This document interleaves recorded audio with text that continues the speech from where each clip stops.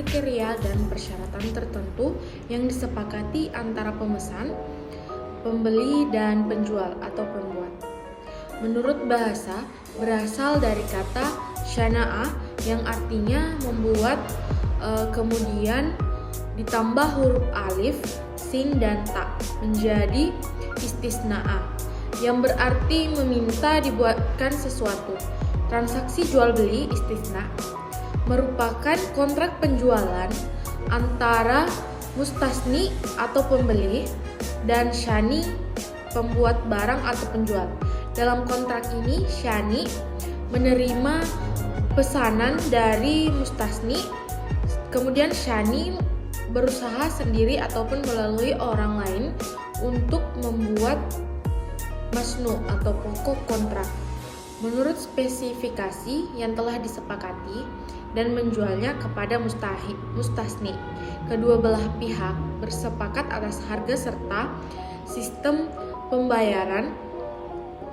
Kemudian secara istilah, istisna adalah suatu akad yang dilakukan seorang produsen dengan seorang pemesan untuk mengerjakan sesuatu yang dinyatakan dalam perjanjian, yakni pemesanan membeli sesuatu yang dibuat oleh seorang produsen dan barang serta pekerjaan dari pihak produsen.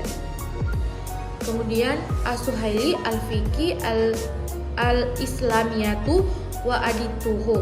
Sedangkan menurut kompilasi hukum ekonomi syariah, istisna adalah jual beli barang atau jasa dalam bentuk pemesanan dengan kriteria persyaratan tertentu yang disepakati antara pihak pemesan dan pihak penjual. Dalam buku Bank Islam oleh Adi Marwan A. Karim yang menjelaskan tentang fatwa DSN MUI melihat bahwa jual beli istisna adalah akad jual beli dalam bentuk pemesanan pembuatan tertentu dengan kriteria dan persyaratan tertentu yang disepakati antara pemesan atau mustasni dan penjual atau syani. Dari landasan syariah istisna. Baik, langsung saja. Landasan syariah istisna terbagi atas 3 landasan, yaitu landasan Al-Quran, landasan As-Sunnah, dan landasan Ijma. Yang pertama, landasan Al-Quran. Dalam masalah-masalah yang berhubungan dengan persoalan ibadah, Al-Quran mengatur dan memberikan secara rinci. Sementara dalam masalah-masalah muamalah, Al-Quran memberikan gambaran secara global atau umum, termasuk juga dalam masalah jual beli dengan istisna, seperti yang tercantum dalam Al-Quran surat Al-Baqarah ayat 282 dengan arti, hai orang-orang beriman, apabila kamu bermuamalah tidak secara tunai untuk waktu yang ditentukan, hendaklah kamu menuliskannya. Al-Quran surat Al-Baqarah ayat 282. Dari ayat di atas telah jelas dikemukakan dalam Islam pelaksanaan jual beli istisna bahwa pembeli membayar pada masa penangguhan yang terlebih dahulu disepakati kapan pembayaran dilakukan, maka diharuskan menuliskannya dan ada kesaksian dari kesepakatan yang dilakukan kedua belah pihak. Maka jika kemungkinan harus disaksikan oleh 2 orang saksi. Hal ini dikarenakan jika kedua belah pihak dapat dipercaya atau terkadang salah satunya meninggal dunia, sehingga tidak dapat diketahui lagi pihak penjual atas pembeli, dan begitupun sebaliknya. Kemudian landasan As-Sunnah. Nabi Muhammad SAW bersabda, artinya telah menceritakan kepada kami. Al-Hasan bin Ali Al-Khalal berkata, telah menceritakan kepada kami. Bishr bin Syabid Al-Bazar berkata, telah menceritakan kepada kami.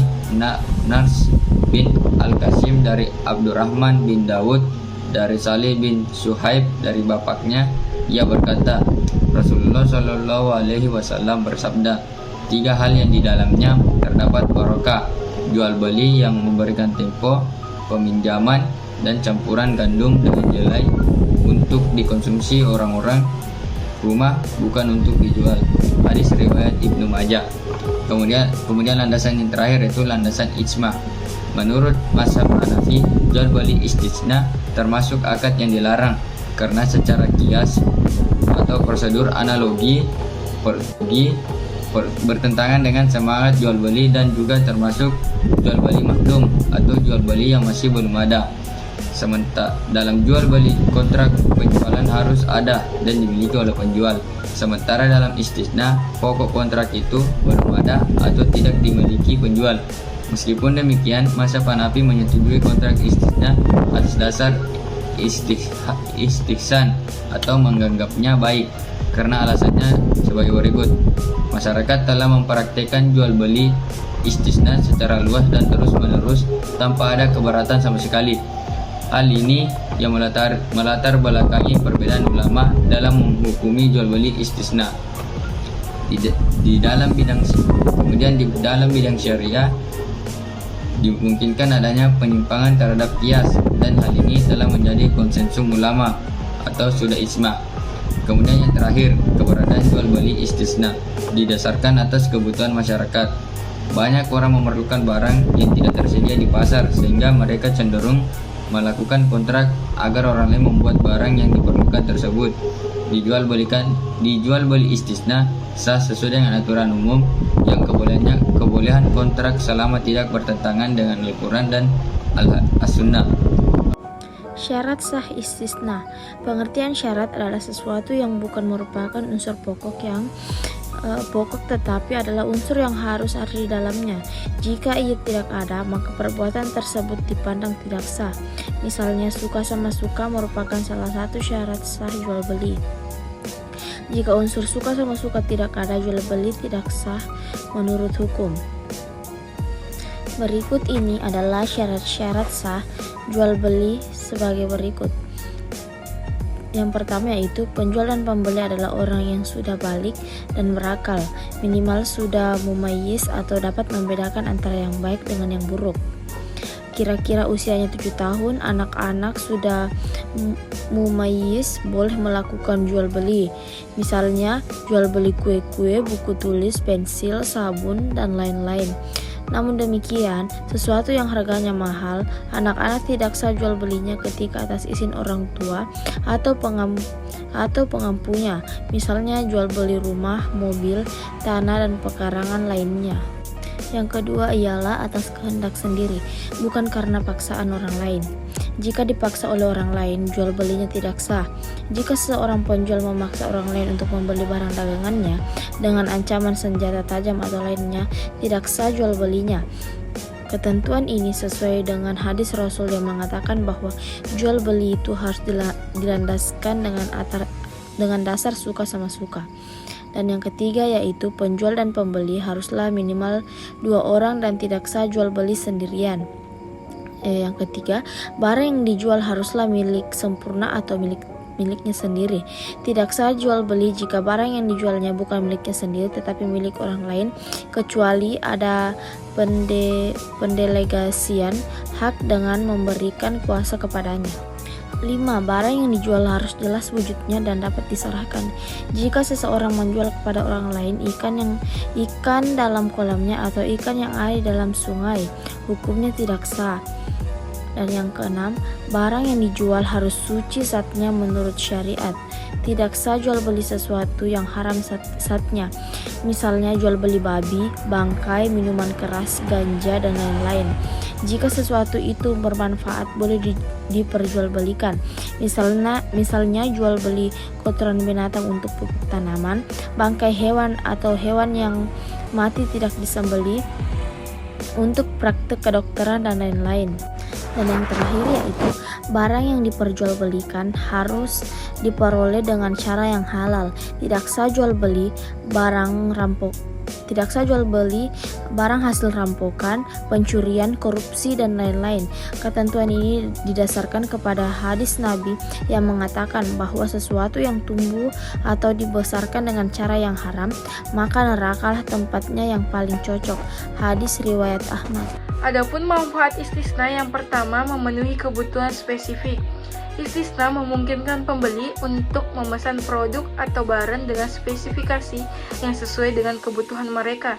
Dan yang kedua, fleksibilitas desain. Istisna memberikan fleksibilitas kepada pembeli untuk merancang dan memilih desain produk yang mereka inginkan. Yang ketiga, kontrol atas waktu pengiriman.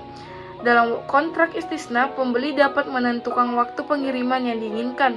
Ini memungkinkan pembeli untuk mengatur jadwal pengiriman yang sesuai dengan kebutuhan mereka, seperti mempertimbangkan waktu produksi, persiapan, dan pengiriman barang. Yang keempat, penyesuaian harga. Istisna memungkinkan penyesuaian harga yang fleksibel. Pembeli dan penjual dapat sepakat untuk menentukan harga tetap atau mengatur perubahan harga berdasarkan faktor-faktor tertentu, seperti perubahan biaya produksi atau perubahan kondisi pasar. Yang kelima, kemudahan pembiayaan. Istisna juga dapat digunakan sebagai mekanisme pembiayaan. Misalnya, jika pembeli tidak memiliki dana yang cukup untuk membayar harga penuh produk pada saat kontrak dibuat, pihak penjual atau lembaga keuangan syariah dapat menyediakan pembiayaan sepanjang proses produksi berlangsung. Yang keenam, peningkatan produksi dan ekonomi.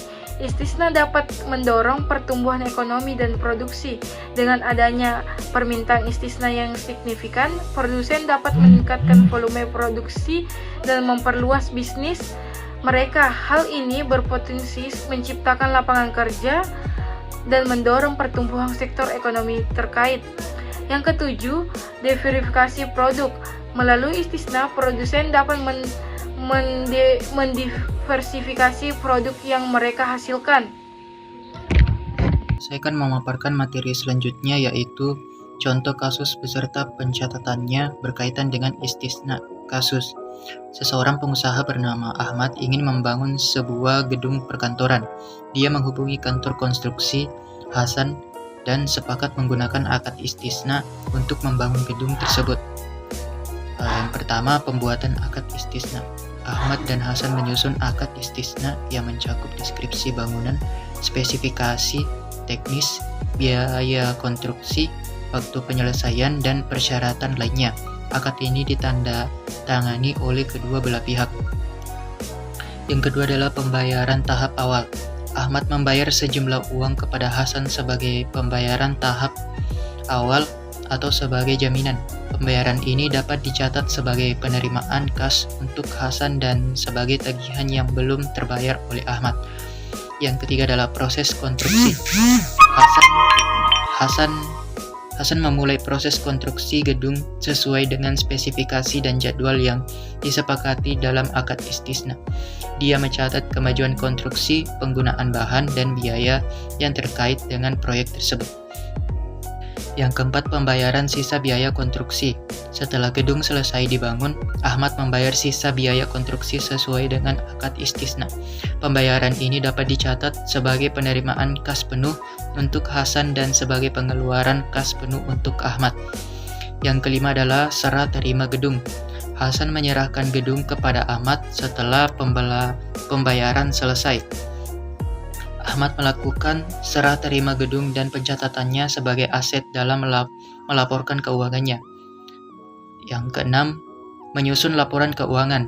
Pada akhir periode laporan, Hasan dan Ahmad menyusun laporan keuangan mereka. Hasan mencatat pendapatan dari konstruksi gedung berdasarkan harga total yang dibayarkan oleh Ahmad. Ahmad mencatat pengeluaran untuk pembangunan gedung dan mencatat aset dalam laporan keuangannya.